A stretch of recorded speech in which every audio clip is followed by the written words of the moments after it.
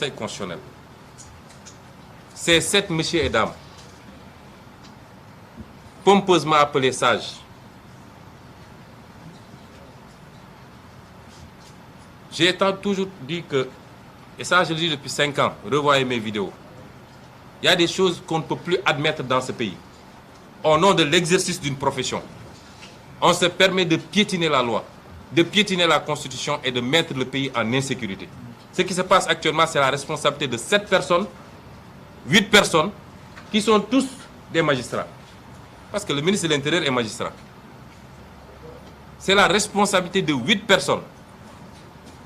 Et à chaque fois que le pays est dans ces situations de tension, c'est le Conseil constitutionnel, c'est la Cour suprême, c'est la DGE. Est-ce que cela c'est normal?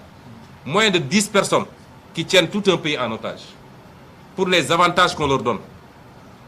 Aujourd'hui, ils sont barricadés chez eux, gardés par le GIGN, gardés par la BIP, gardés. C'est pas la peine. Personne ne va les attaquer. Personne. Mais qu'ils comprennent que tôt ou tard, ils rendront compte de leur irresponsabilité. Devant cette même loi qu'ils étaient censés dire et qu'ils n'ont pas dite, devant cette même constitution qu'ils ont piétinée et violée, ils rendront compte. Parce que ce qu'ils ont fait, c'est une violation flagrante de la loi. Parce que Macky Sall prolonge l'âge de la retraite, parce que Macky Sall donne des dessous de table, parce que Macky Sall donne des... Il faut aller voir le train de vie de ces gens-là. Allez voir le train de vie de ces gens. Ce n'est pas un salaire de fonctionnaire qui le donne. Et au nom de cela, ils sont prêts à tout faire. Et à mettre ce pays en péril et en danger. Ça ne peut pas continuer.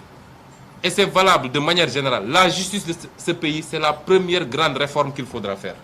Il n'y a plus de justice dans ce pays. Cette justice fait mal au pays. Elle se fait mal à elle-même.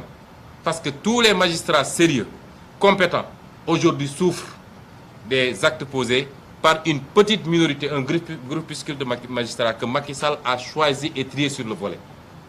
À chaque fois qu'on est dans ces situations, c'est un procureur qui est à la base.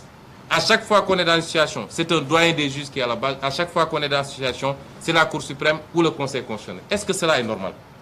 Jusqu'à quand on va supporter ça? Et c'est pourquoi j'ai dit tantôt que les gens rendront compte des actes qu'ils posent. Ça ne peut pas se faire aussi facilement. Les rumeurs disent que c'est... Puisque Pape Omar Sakho doit aller à la retraite dans quelques semaines au plus tard, après avoir fait ses forfaitures et probablement avoir été bien récompensé par Macky Sall, que c'est Serigne Bassirou Gueye, l'autre catastrophe de la magistrature, qui est préposé pour le remplacer et qui va avoir la mission de valider, à côté de Antoine Diome, le projet de 3e mandat. Ils nous trouveront en face.